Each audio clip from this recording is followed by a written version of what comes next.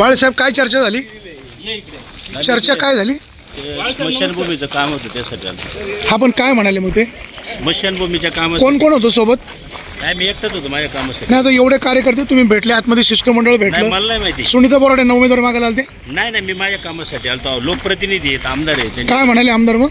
नाही, ते स्मशानभूमीचं काम होतं त्यासाठी आलो, पत्र घ्यायला. अतुल शेट करत नाहीत का ते काम? नाही नाही, लोकप्रतिनिधी तालुक्याचे आमदार कोण आहेत हां, त्यांच्याकडे आलतो ना पत्र घ्यायला. बरं, मग काय म्हणाले ते? नाही, जे काय बोलणं झालं ते झालं ना आता. दिलं का पत्र साहेब? हा, दिलं का पत्र? नाही सांगितले नाही, आम्हाला अशी माहिती मिळते का सुनीता बोराड यांची उमेदवारी मागायला? त्यांच्याकडे सुनीता बोराड यांची उमेदवारी मागायला तुम्ही आलते? नाही नाही नाही, तो विषय नाही. सुनीता बोराडेंना शिवसेनेने घ्यायला हवं का? नाही, तो पार्ट नाही हो, मी माझ्या वैयक्तिक कामासाठी आलतो. एवढी चिडचिड का करता? नाही नाही, चिडचिडचा काय विषय तो, मी माझ्या तुमची वैयक्तिक कन्या राष्ट्रवादीमधून लढणार की राष्ट्रवादी सोडणार? त्यांचं पक्ष त्यांचं कुटुंब ते पाहिजे, माझा काय विषय नाही त्यामध्ये. मग तुमचा काही त्यांच्याशी रोल नाही?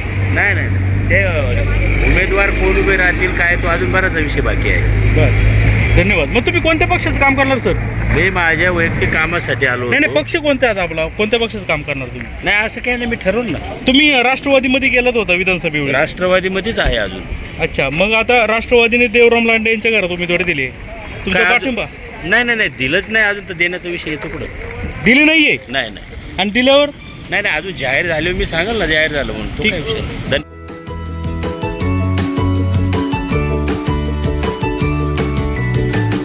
बातम्या शेतीच्या, बातम्या मातीच्या,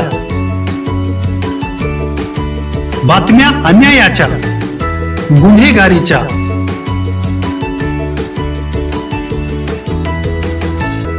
राजकारणाच्या आणि समाजकारणाच्या, शोषणाविरुद्ध बुलंद आवाज, जनसामान्यांच्या हुंकाराची गाज, सत्कार्याला प्रोत्साहन, दुष्कृत्याला अनुशासन, निर्भीड, निस्पृह, सडेतोड, बेधडक आणि रोखटोक म्हणजेच विघ्नहर टाइम्स. शोध बातमीचा, ध्यास सत्याचा. आपलं चॅनल, आपली बातमी. सबस्क्राईब तर कराच, पण बेल आयकॉनवर क्लिक करायलाही विसरू नका.